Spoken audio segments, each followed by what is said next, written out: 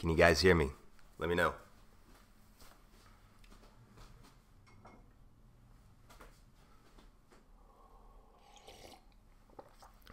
Hello.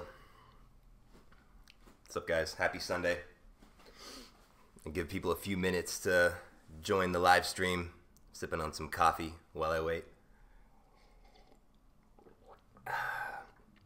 I got a buddy joining me today, man in the comments. His name's John. Say hi, John. Hey, everybody. Looking forward to this. John's behind the camera, going to be checking out your comments just so I can make sure I answer everything. But first off, where are you guys tuning in from today?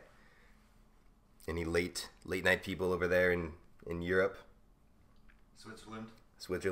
What's up, Switzerland? Italy. All right. We're going to be using some Luxardo today. Right on. Hometown, Seattle. Hey, Seattle. Montreal, Berkeley, Phoenix, Las Vegas, Turkey, Germany, Holland. Nice. Norway, Bangkok, Oklahoma, Ireland, Colombia. Hey, Kuwait. Colombia. Kuwait. Oh, yeah, snap. Albania, India, Poland, London, Miami, Damn. Finland, Romania, Austria, New Brunswick. We got a very international crew today. Right on. Hope you guys are excited to make the last word. Anyone going to be making the cocktail alongside us today, or you guys just tuning in to watch?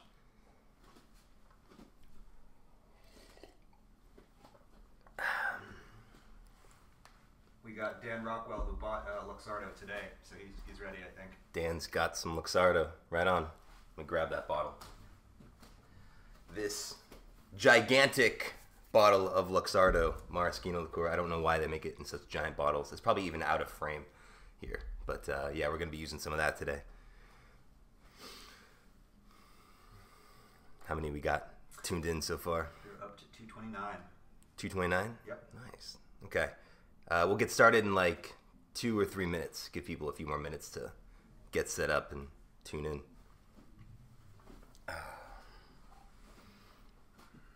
You guys might be wondering what this light is here for as well. So this, I think I have this hooked up to that super chat feature.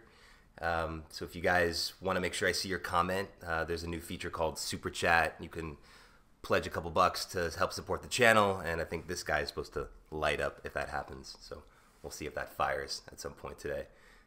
But just want to say I appreciate you guys for all the support, telling a friend about what we're doing here. I really love seeing you guys make cocktails alongside me. That's what I get the most satisfaction out of. And I'm doing a sort of after party after this live stream for the $5 Patreon supporters as well. Well, I'll kick it for about an hour, answer any questions you guys have. But yeah, I think it's about time to go ahead and get started. What are we up to now? 244. 244. Okay, cool. We got a good crew. Sounds like an international crew, which is fantastic. Love seeing people from around the globe tuning in. So we're going to be making the last word. Let me get all the ingredients we're going to need here. Oh, we've got our first light. Hey. Mikhail Handberg. Nice, man. Anderson. Thank you so much. Really appreciate that. That's really cool. All right. What else we got? So we're going to be talking through these ingredients, a little bit of history behind them. But one thing about this last word cocktail that makes it one of my favorites is it's an example of an equal parts cocktail. So super easy to remember, the exact same ratio of ingredients across all these four. Maraschino liqueur, green chartreuse. Hey, we got another one. Thank you, sir. Who is that? Question here. Cost of the ingredients? Yes. Okay, well, I'm going to go through these in a bit more in detail, and we're going to talk about the cost here. Because some of them, unfortunately, are not as cheap as I would like. Despite this being a simple cocktail, things like chartreuse can get a little pricey. But so we got maraschino, green chartreuse. We'll talk a bit about the history there. We're going to be using some gin. If I remember, some of the labels get washed out using this camera. But this is Junipero gin. So I think I heard someone from San Francisco tuning in. That is a local. Hey, right on. Thanks, guys. Who is that from? David Nagler. Nagler from Germany. Dankeschön, Dankeschön. And then we have some lime juice to balance it out. All right, so what are these ingredients? The first one is maraschino liqueur. This is based, I think it's based from Marasca cherries, which are sort of a sour cherry that I believe is traditionally grown in Croatia, but now I think in Italy as well. Despite it coming from cherries, the maraschino liqueur does not have a cherry flavor. It actually doesn't taste like cherries at all, which is surprising for some people. It actually has more of a nutty taste, a bit like almonds, some people describe it as. And that's because the way it's distilled is by using like the pits of the cherry and the skins and the stems, but not the juice itself. So that's where it gets its sort of nutty flavor. I think it's really interesting. I love it in a Martinez cocktail. Unfortunately, the bottle is gigantic. I actually use it as a bookend for some of my cocktail books when I put them away. So that's another way to use the bottle. Next up, we have green chartreuse. Oh, someone asked about price. So at Luxardo, I think this will run about $35 for a bottle like this here in San Francisco. That might vary around the globe, but this one's not too pricey. This one lasts forever, and it goes a long way. So you might be using only like a bar spoon at a time. So this is a good value. Next up, we have green chartreuse. This is going to give the last word cocktail that we're making today a ton of character. This is a very herbal liqueur, and it has a lot of history. Yeah, it's super complex and herbal, but also very smooth. The story is that it's made by monks in the Chartreuse Mountains in France. I believe they have some new distilleries that they've opened up, but there's only a couple of the monks that actually know the recipe, so the legend goes. And it has about like 130 different types of like plants and flowers and herbs that go into it. So it's a pretty complex liqueur, and it's also unique in that it actually ages in the bottle. So sometimes you'll see old bottles of green chartreuse that have been around since like, the early 20th century, and they will go for like, thousands of dollars because people actually want to consume them because they actually age still. So that's pretty unique about this. Some liqueurs start to actually go bad over time. But this is one of the more expensive ingredients. So I think even like this small 375 ml bottle, like a half-size bottle, this is gonna run you like $35, $40 just for this. So this unfortunately can run pretty pricey, but in my mind it is worth it if you're trying to experiment with new cocktails. It adds a ton of depth to so many different sours out there. If you even just add like a quarter ounce to a sour cocktail, it really changes the character a lot. I really love it. Any questions on this coming through? Yeah, we've got two questions. One, do you post the ingredients before the show starts? I think someone's wondering if they can prepare before these. Yeah, good question. So, and by the way, for those just joining, it's my buddy John manning the comments behind the camera, so appreciate him helping out. So I do post this. Actually, if you go to my website, cocktailchemistrylab.com, leading up to the live class, there'll be a banner at the top of the website with a link to basically all the ingredients. So I have a live classes section on my website where I actually post all the ingredients you're going to need and the equipment you'll need ahead of time. And I try to share that out on like the community tab and some social media ahead of time. So it's kind of tough to like get the word out, but if you guys have suggestions on how to better help with that, just let me know. What else we got? Another question. Someone, probably a fellow San Franciscan, wondering what's your go-to liquor store? Oh yeah, cool. So this will be super local to San Francisco, but there's a place called Cask here that I love. My suggestion, you all should just try to find a local liquor store that you respect, that the people who work there are super knowledgeable. It's great to have that place you can go in and ask them about recommendations or what's new, what's interesting to try. So I have a place local here in SF called Cask, C-A-S-K. Highly recommend that. And actually this Junipero Gin is also a local as well for those in the Bay Area. And so we talked about maraschino liqueur. We talked about green chartreuse. The gin we're using here is a dry gin. I don't like to use anything too complex for this because there's a ton of other flavors happening. So I usually just go with the dry gin. You could do like a Plymouth if you have that as well. But that is my recommendation for this drink. And you're going to need to balance out the sweetness that you're going to get from the maraschino. You get a little bit of sweetness from the chartreuse. And to balance that, you need some citrus. So we're going to be using lime juice with this one. Equal parts, 0.75 ounces or 22 mils of each of these shaken into a coupe glass. Anything else coming through? Yeah, we had somebody ask about saline solution. Let me just go back to that. Oh, yeah. Real quick. They said, would a saline solution make much difference for this cocktail? I presume, is the question. Yeah, so most cocktails don't officially call for salt. Saline solution is just basically salt diluted with a little water or with water added. Here's my saline solution right here. I don't know if you guys can see this, but this is basically just, I think it's 1 part salt to 4 parts water by gram. And the way you can use salt in cocktails is basically the same way you would use it in like baking. Add a pinch of salt to bring out some of the other flavors. It actually brightens up the sweetness and sort of tampers some bitterness. So people like Dave Arnold and some other cocktail thought leaders like to use a little bit of saline solution, just like 2 or 3 drops in every sour cocktail they make. Hey, thanks for that super chat. Who'd that come from? We've got first name pronunciation. I'm a little challenged on pronunciation. João? Yeah. Are you is this Portuguese? Yeah. Hey, thanks, João. Appreciate that, sir. Yeah, I appreciate anyone who's throwing a couple bucks to help support the channel. That makes everything worth it. Really appreciate it. But so to finish up on saline solution, we can add a couple drops here. We're actually gonna probably make a couple last words with one variant, and we'll add some saline in one of them. It doesn't really require it, but it can brighten it up a little bit, and I tend to add a little bit of saline into my sour cocktails. If you want to learn more, I did a whole video on this. Just search for the one about salt. It sort of talks a bit more about that in depth. Okay, cool. What about glassware? So I have coupe glasses right here.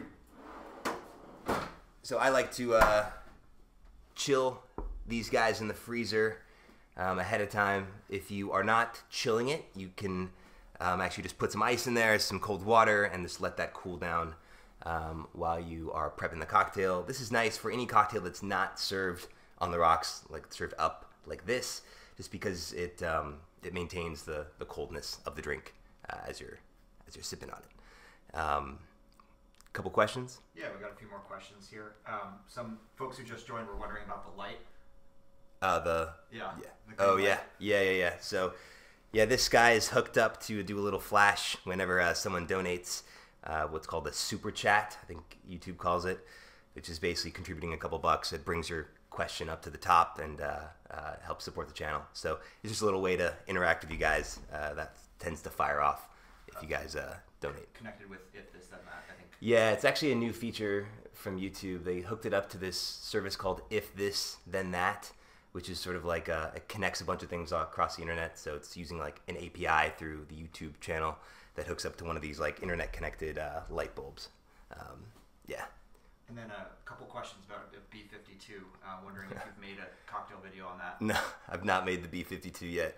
There's a huge backlog of videos I need to make. I'm actually going to be recording a couple more after this live session. I'll give you guys a little heads up. One of them is the penicillin, which is one of my favorites, another Sam Ross modern classic. So if you guys, a lot of people have been asking for the penicillin, so that'll be coming up in the next couple weeks or so.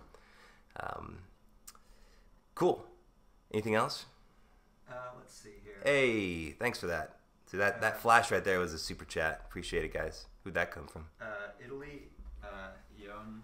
Coming out of Italy. Sorry, I'm going to try to pronounce the name. Is that Ion? Thank you, man. Appreciate that. Love you guys. I love the international audience we have here. That is awesome. Actually, I wanted to float an idea by you guys as well while we're getting ready for this. As a new series of cocktail videos, I was thinking of doing features of cocktails from around the world. So some classic cocktails from different countries, and allow you guys to contribute and make some suggestions. And I'll do one video per country and go around the world. So if you guys like that idea, just let me know. And I think we got another super chat, so Urban appreciate Chicken that. Man. Urban Chicken Man. Chicken Man, appreciate that. Right on. So I'm going to put this back in the freezer till we're ready to use it. And then if you guys are making this alongside me, go ahead and grab your Boston shakers or whatever kind of shaker you use, and we'll start to prep this and build this out and give it a sip.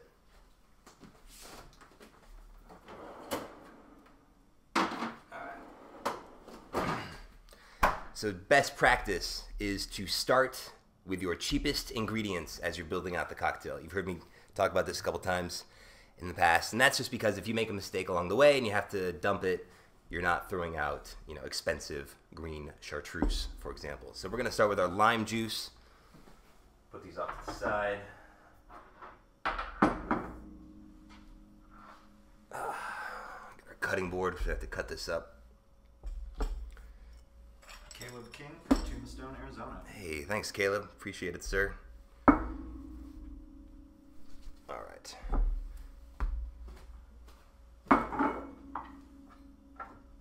So, I really like these sort of hand juicers. They're great for just getting some fresh juice from a lime for an individual cocktail.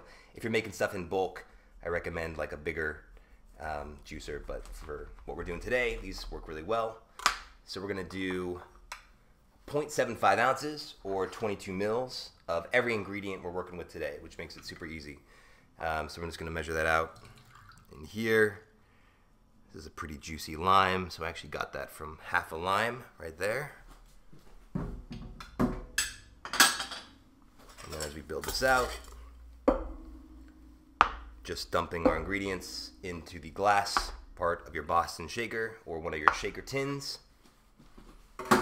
Okay, so we got 3/4 of an ounce of our lime juice. What do we want to do next? Let's do the maraschino.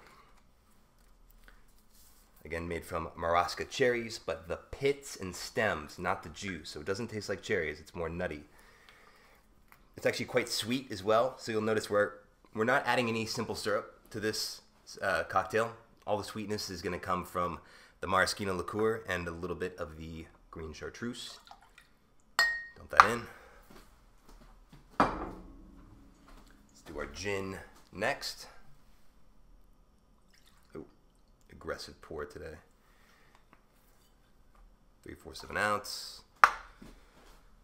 We're going to finish up with our green chartreuse. Love it.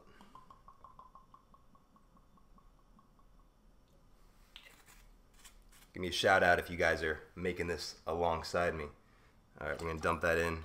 You can already see we get a nice green hue, and that's a natural green color, no artificial colors or flavorings in that. Okay.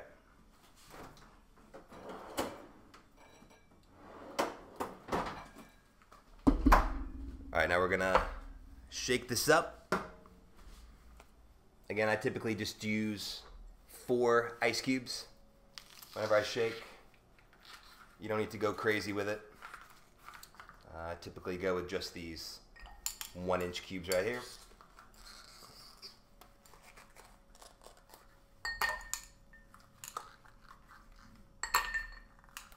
There we go. I'm going to shake this for about 15 seconds.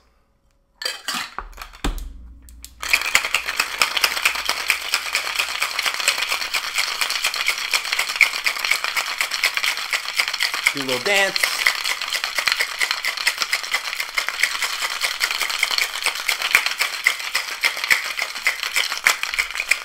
We got Jude Crutchley making this for his mom in the UK. Hey, all right. You're a good son. Okay, now we need to break the seal. For those who've watched some of my videos on shaking technique, if you're using a Boston shaker like this, the best place to break it is right where the glass makes contact with the tin. Right there, if we can see that. So we're just going to give it a very gentle hit. Doesn't take much if you hit it in the right spot. And that should come right off. And we need our glass.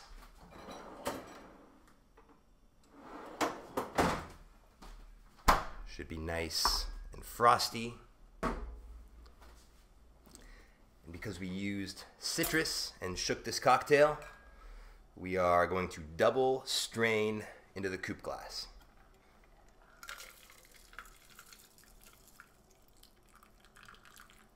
There we go. Look at that. Nice.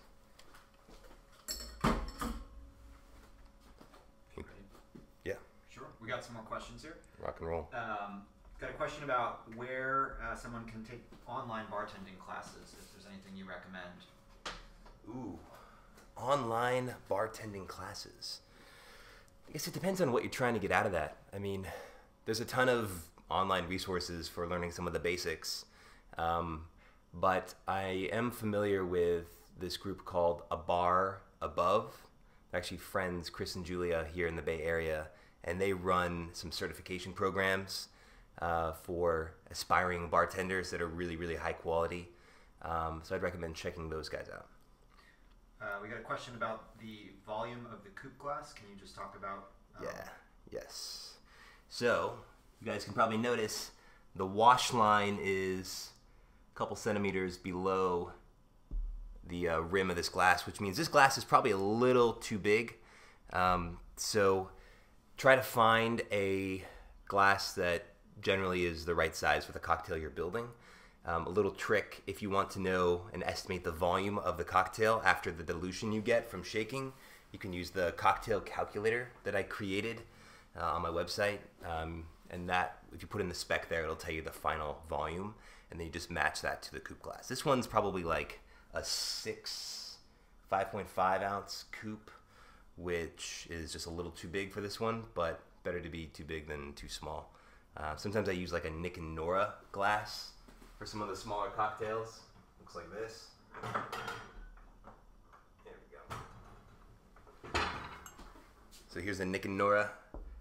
That's usually for like my Manhattans and some of the smaller spec cocktails. But this one might be a more appropriate size for this amount. Got a few people asking if you'll be making more drinks from movies, TV shows, video games, or books. Yes. The answer is yes. So I have, if you guys have been following the channel, there's like 4 different playlists that I work with. There's like getting started, there's basic cocktails like The Last Word, there's some like advanced techniques like putting a cocktail inside of a ball of ice, and then there's the recreated series. And those are really fun. That's like just recreating a cocktail from TV shows, movies. Hey, thank you. Double. We got, let's see here, Ashley Thompson and Joss Coop. Hey, Ashley and Josh, thank you so much. Really appreciate it. But I will be doing more of those. I'm going to be filming one actually later today as well. And I'm always looking for ideas. So you guys are really good about commenting on drinks from pop culture. I often don't even know that some of these exist, so I rely on you guys to help point me in the right direction sometimes. And sometimes I do some polls to poll you guys to see what you like. So I'm definitely going to keep doing those. They're a lot of fun. Do you have a cocktail picked out for the next live stream? Someone's wondering. The next live stream? No, I don't. I did a poll for this one. I was looking at things like, what else was on that poll? It was The Last Word, which won out. I think it was the Martinez and Old Fashioned, and I can't remember the other one. But I try to poll the audience using the community tab on my YouTube channel to see what you guys want to see next. And I try to pick stuff that's a little easier that you could actually feasibly do alongside me. And post it ahead of time on my website. So if you have suggestions or questions, let me know. Cool. Well, we've been letting this guy sit here, tempting me for the last couple minutes. Let's give it a sip. Cheers, guys. Let's get in real close to that mic there. Sorry about that. That probably sounded pretty gross. Oh, man. That's such a good cocktail. It is so nicely balanced. The green chartreuse just adds so much depth to it and complexity. I fucking love this drink. So let me know if you guys made this alongside me. And I definitely want to see your creations too. Like you can always post and tag me on social media. I usually always check that. So I'd love to see photos of drinks you guys make from the show. Should we make a variant of this, John? Yeah, let's do it. Sean Bureau, thank you. Oh, nice. And he's got a question. Could you make a zombie sometime? Sean asks, can I make a zombie? I do want to get more into tiki. In fact, one of the best tiki bars in the country is here in San Francisco called Smuggler's Cove. I'm a big fan of that and want to get their book and start playing around with that. So zombie is a classic tiki drink. I think tiki's a little intimidating for some of my audience, I've found, because it's It usually requires a lot of ingredients and multiple different types of rums, and sometimes a rum blend, and maybe making your own custom orgeat, which is like an almond-based liqueur syrup. So I think it's a little intimidating for some people, but I'd like to start playing around with that. In the meantime, I'll recommend a channel called Distinguished Spirits. I haven't met the guy, but he does a really good job of walking through the history and specs of some of the cocktails out there. But I'd love to start tackling it myself soon. And thank you for the super chat donation. Much appreciated. So the other cool thing about this last word cocktail is that there's some really easy variants on it that are also awesome. So you saw me make this with gin. If you swap out the gin for bourbon, it becomes something called a final ward, which is named after a guy who came up with this. His name's Phil Ward. He ran the Pegu Club for a little bit in New York City. And so the final word is basically the last word, but with bourbon instead of gin. It's awesome. I really think it's like a smoother cocktail. I actually prefer it slightly to this. And then there's also some great variants like swapping the gin for mezcal, which I know John is a fan of, and maybe we'll make one of those right now. In general, I find that gin swaps really well with mezcal in almost anything. So if you like mezcal, here's an example mezcal that's like sort of a smoky, complex version of a tequila. You should try to swap this for gin in some of your favorite cocktails. Like good ones like a Negroni. So swapping the gin for mezcal and a Negroni is freaking amazing. I love it. I actually had one last night. So let's whip this up. Give you guys another chance to practice. Got a few questions for you? Yeah. Someone's wondering, have you ever made a cocktail with Jack Daniels? Jack Daniels, yes. I made Jack and Cokes back in the day, back in my college days. That was one of my favorites. I don't know. I'm not a huge fan of Jack Daniels these days. I think there's actually some really inexpensive whiskeys and ryes that are great for mixing that I strongly prefer. So one example, do I have a bottle here? Let's see. Yeah. So here's a Rittenhouse rye. This is one of my favorite sort of budget ryes. It's actually really good, and it runs like $20 a bottle. So if you're looking for something cheaper that's good for mixing, that is what I recommend. Got anything else? Bunch of people wondering about your favorite cocktails. Oh yeah. For a while, the drink I'm about to make, the Mezcal Last Word, was one of my favorite cocktails. I think I would call it my favorite for a little while. So it varies a lot. Man, I made something the other day that was just awesome. It was like, I had some ginger syrup, I had some fresh pineapple juice, and it was like ginger, pineapple, a little bit of bourbon, a little bit of like lemon juice, and a little bit of green chartreuse. Oh, it was ridiculous. So I think I'm starting to get into some of the more complex cocktails. Like, I'm liking stuff with a little more Amaro, which is, if you saw my Paper Plane video, that's a good example of an Amaro cocktail with Amaro Nonino. So that's kind of what I'm getting into these days. But I don't really have a permanent favorite. It seems to shift every month or so. What else we got? Got a question here. I'm seeing Saint Germain elderflower pop up in a lot of drinks, but it's expensive. Do you think for the number of drinks that you use it in, it's a solid investment? Some Saint Germain. I mean, I'll be honest. I have a bottle of Saint Germain that I bought like a year and a half ago, and I think I've used it once. So I actually don't know that many drinks that, at least these like modern drinks that you come across that use it. It was really popular like 10 years ago. When it came out, it was seen as like a great modifier for a bunch of cocktails. I'm not a big user of it, I'll be honest. So maybe someone in the comments has more experience with it, but I have not been using it too much myself. We've got a European viewer asking, in the U.S., is there also gin tonic hype like there is here in Europe? So I think oh yeah, tonic water. Gin tonic.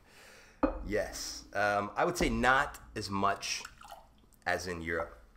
I remember like when I go to London or if I go to Spain, there's almost like an obsession with the gin and tonic, and there are bars that just do gin and tonic. They're good. I like them a lot, but I don't think we have quite the same obsession that they do there. And there's definitely some like history with like Brits going over to like India and drinking a lot of like tonic water to help with like malaria cures and bring that back to England. So there's some like history with the medicinal purposes around tonic and like the quinine that goes into it that kind of is embedded in the culture. We don't really have that as much here. There is a great gin bar in San Francisco for these other locals called Whitechapel, and they even do like gin and tonic flights. So you can definitely find pockets of people who are really into it, but I wouldn't say it's the same level of obsession that the people in Europe have. Ashley Thompson's wondering, is there a virgin version of the last word she could make for her sister? You know, I am totally like a fan of trying to find, you know, non-alcoholic versions of craft cocktails, and actually I did a whole mocktails video a little while back. You can search on my channel. But I think a good mocktail, in other words a non-alcoholic cocktail, is not just an existing cocktail stripped of its alcohol, because oftentimes those won't be as balanced or they'll be kind of shitty. Hey, Sean thank you. Bureau, Thank you, Sean. with a quick question for you. I'll finish up on this one. So basically, there's not really a good way to just create a virgin, non-alcoholic version of the last word. I mean, all these ingredients, like a lot of them have alcohol. You know, green chartreuse is one of the most complex flavors here. I would say if you're looking for a good non-alcoholic cocktail, check out the 3 I made in my mocktails video. Those are designed to be non-alcoholic. Sean is wondering, is it possible to make a tasty cocktail using Malort? Malort. You know, I've heard so much about Malort. I've actually never had it before. I forget where it's from. Do you know? It's from the Midwest. It's somewhere in the Midwest. Chicago area. Yeah, maybe Sean knows where it's from. I should, just sort of ironically. I hear it's just absolutely terrible. So that would be kind of funny to try to make something tasty out of it. I'm sure you could do it if you just masked it with something. In fact, green chartreuse might be the way to do it because it's so overpowering. Okay, so again, we're making a variant of our last word cocktail using mezcal instead of gin. So we've basically added all our ingredients except for the spirit. So we're going to finish with our mezcal. For those who have not had mezcal, it's a bit polarizing. It's very smoky. So if you don't like a peaty scotch, you probably wouldn't like a mezcal, but I recommend everyone give it a try. It is very in right now, I will say. Got a couple questions about mezcal recommendations. Okay, I'm not an expert, but I will try to answer as best as I can. What do we got?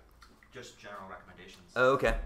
So it depends on if you're sort of getting started or you're looking to be to really like enjoy the flavors. Mezcal can get quite expensive. So a mezcal, I mean, John, we were at the liquor store together the other day, and mezcal can range from like 40 to like $150. I think this bottle, this one's pretty good.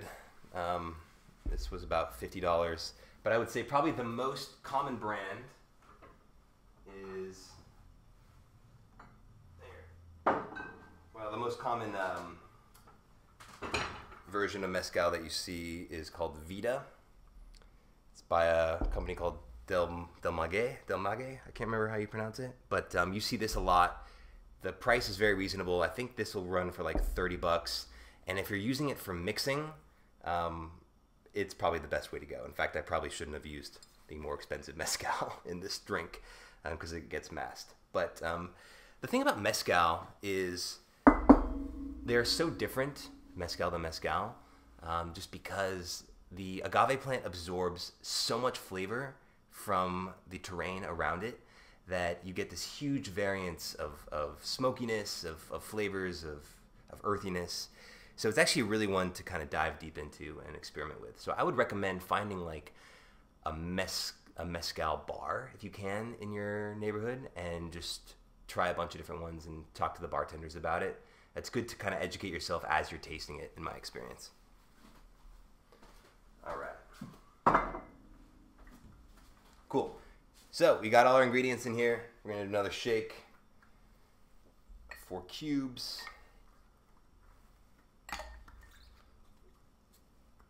You don't really need to go crazy with the ice. Hey, thank you very much. Appreciate that. 2 different people, David Royer and Anti-Feminism. 2 questions from them as well. David and Anti-Feminism. Okay, cool. Well, thank you for supporting. Much appreciated. What kind of questions we got? Question about your home liquor cabinet. How many bottles is in your home cabinet? Shit, how many bottles do I have? I would say I'm probably at about 40 these days. I sort of split between like the hard spirits and then my liqueurs, and I probably have like 20 of each.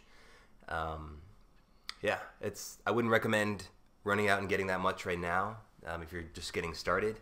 I would start by figuring out a few cocktails you want to make and just getting the ingredients to make those. That's really the good way to get started. But eventually, if you're really into this and start getting into it as a hobby, you will accumulate a good amount.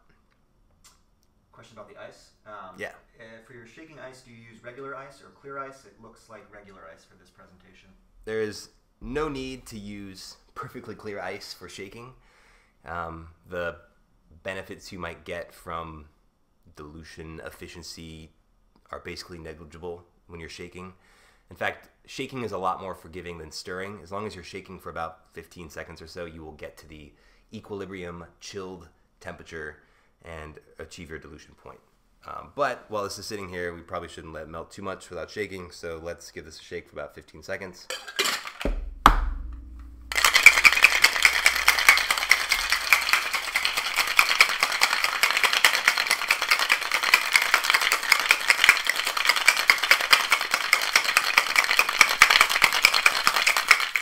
Okay, and then again, we're gonna just hit it gently right where the glass comes in contact with the tin.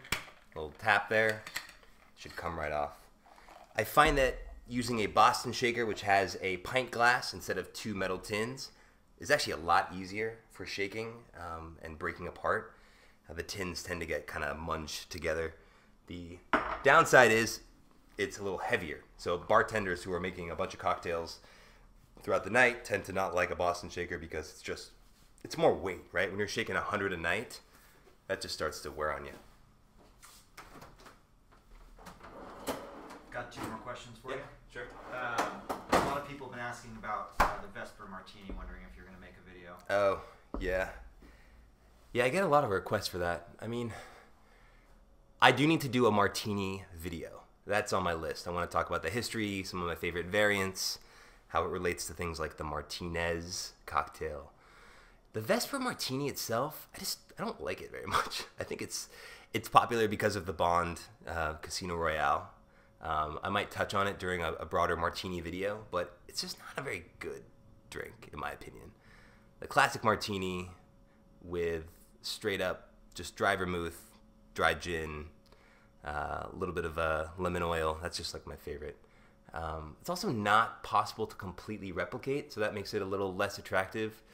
I think it's the quina lillet, which is one of the ingredients in it, and you actually can't get it in that original form anymore, so you kind of have to find a way to fake it.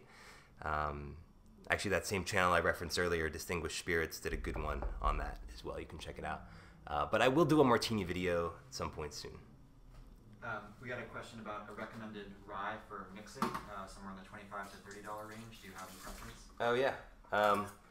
You might have missed when I talked about this a second ago. Someone asked about Jack Daniels, and I said I don't really buy that anymore, but if I need something cheap for mixing, it's this guy right here, the Rittenhouse Rye.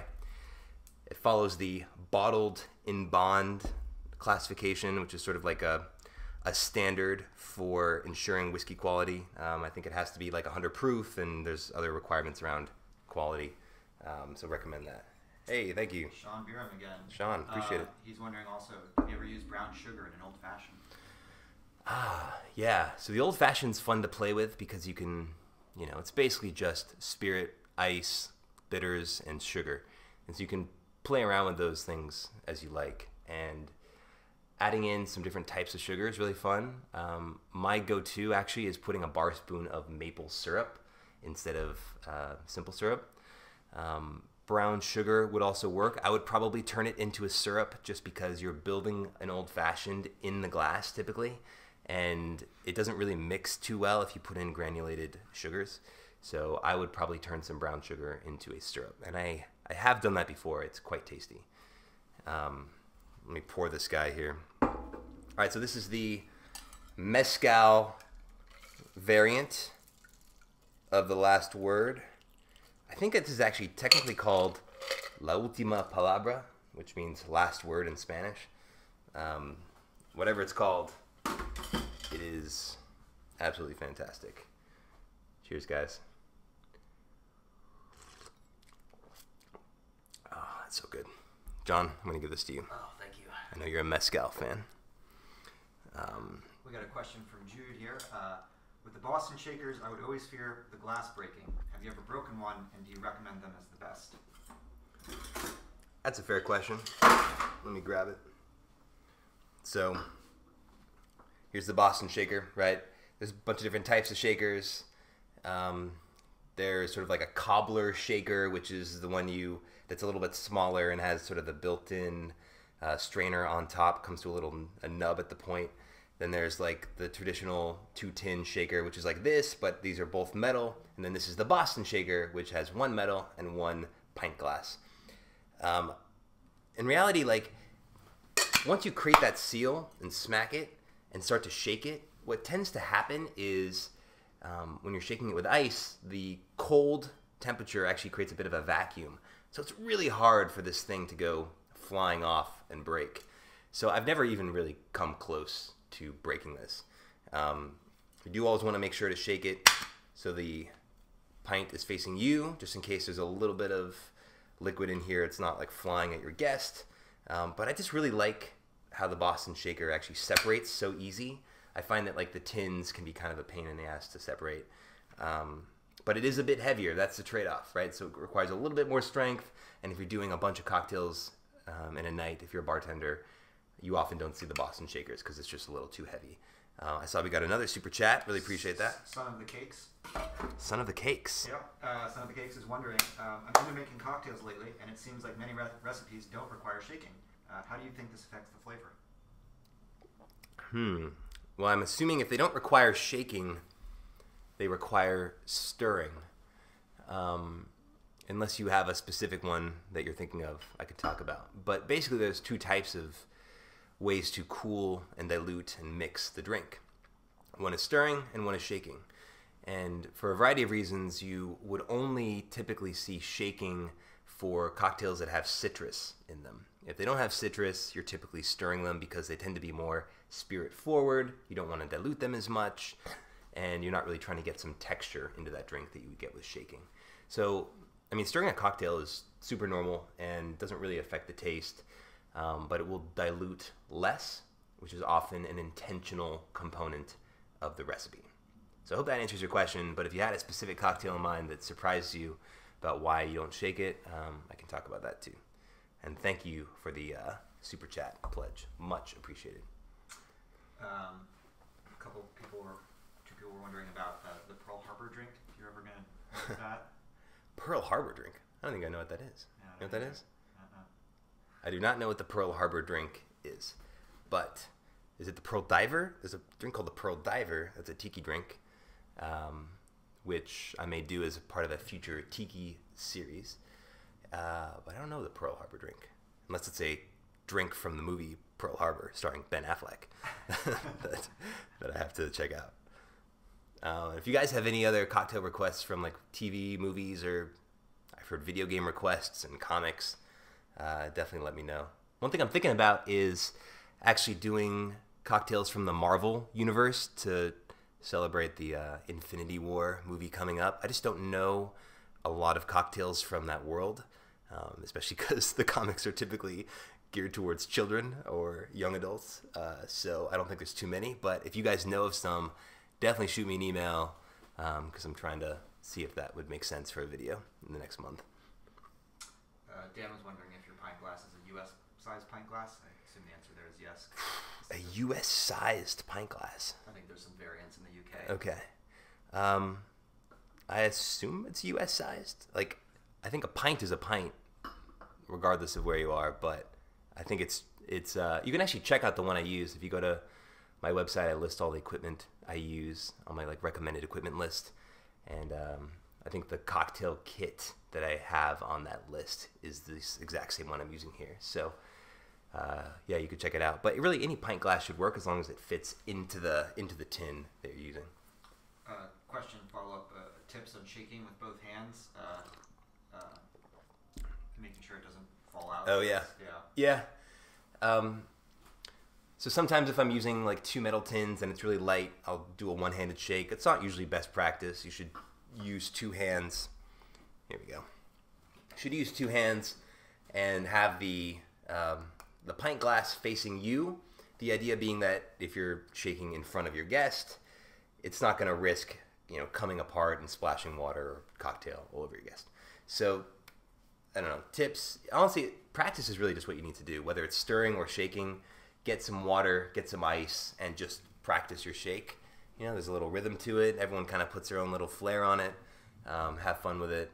But you don't need to shake super hard, and you don't need to shake very long. 15 seconds max. But I think practicing with just ice water is the best way to go, especially for stirring, because there's a bit of like a push-pull technique you need to do that just really takes some muscle memory. You can check out my shaking versus stirring video where I go into that a little bit more as well. Corey's wondering, are you a fan of egg whites in cocktails, and are they safe?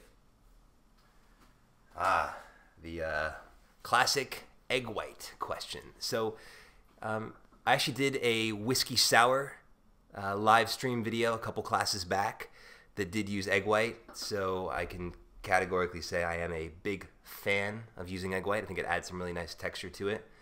I also think that the safety concerns are way overblown. If you're using quality eggs, the risk of salmonella poisoning is actually very low. Although contrary to popular belief, the alcohol will not kill the salmonella. Some people use that as an argument for why it's safe. That's not true. It's just the prevalence of salmonella is so low that you don't see it very often. And the fact that bars use it quite often should tell you a lot, especially like in the US where there's pretty strict safety regulations. If it was a legitimate risk, you would not see egg white cocktails in bars. Now, I will say, if you can't get over that fear, there is an alternative, both for people scared of egg whites and for vegans who want that frothiness but don't eat eggs. It's actually this thing called aquafaba, which is essentially chickpea brine. So if you Google that, you can learn more about it. But you can basically add like a tablespoon of this chickpea brine into the cocktail shaker, and you will get that frothy foaminess. To be honest, I have not tried it. I want to do a side-by-side comparison of it just to like have that experience. But I have heard you can impart a little bit of chickpea flavor, which doesn't appeal to me too much. But that is an option if you cannot get over the fact that it's egg white. Hope that answers your question. Someone was wondering if you'd ever made a salty or pimented cocktail. Pimented? Yeah. Trying to think. This would be like a Bloody Mary or something that involves like pickling or something really salty. A couple people are also wondering if you've got a Bloody Mary recipe. That's another video that's on my short list. I want to do a little more experimentation on that and come up with my favorite. But yeah, I need to do some more work on the Bloody Mary one. I don't really have like a favorite like salty cocktail. There aren't too many that are super savory, to be honest. They're either very spirit forward that does have a little bit of sweetness, but you might get some salt on the rim from that. But if you have a recommendation for one that you want to see, definitely shoot me a note. Cool. How many people we got tuned in right now? We've got 290. 290. Nice, guys. Good little crowd. Well, if there's anyone still in Europe, it is quite late over there, so I'm impressed you guys are staying with me on a Sunday evening. And also let me know if you actually made this cocktail alongside me. Sean, Hey, you're thank up you. again. Sean, man. You are the man today. Appreciate it. Any questions with that? He's got a comment, a lot of enthusiasm for Marvel cocktails in the thread, but Sean says there's a cocktail from the sci-fi novel series Widowmaker called a Dust Whore. It's supposed to be green, have cinnamon, citrus, and rum. Sounds like Sean's tried it, but he hasn't gotten it yet where he wants it, so maybe it's one to look at. Okay, cool. Shoot me an email or a follow-up on that. I can start to look into that. That's interesting. But yeah, if you also have ideas for Marvel-themed drinks, starting to noodle on that this week actually as well. Sweet. Maybe I'll take like one more question, then we're gonna call it for today. Awesome. Who's gonna be? And for those who are Patreon patrons, I'm gonna be doing a little after party right after this, doing a little chat on the Discord app over on my Patreon page to answer even more questions you guys might have and just say thank you for supporting the channel. Last question is someone had been asking about Marsala cocktails. Marsala. I have not played with Marsala in cocktails. That sounds really interesting. That kind of reminds me of this cocktail I did called the Glow Sour.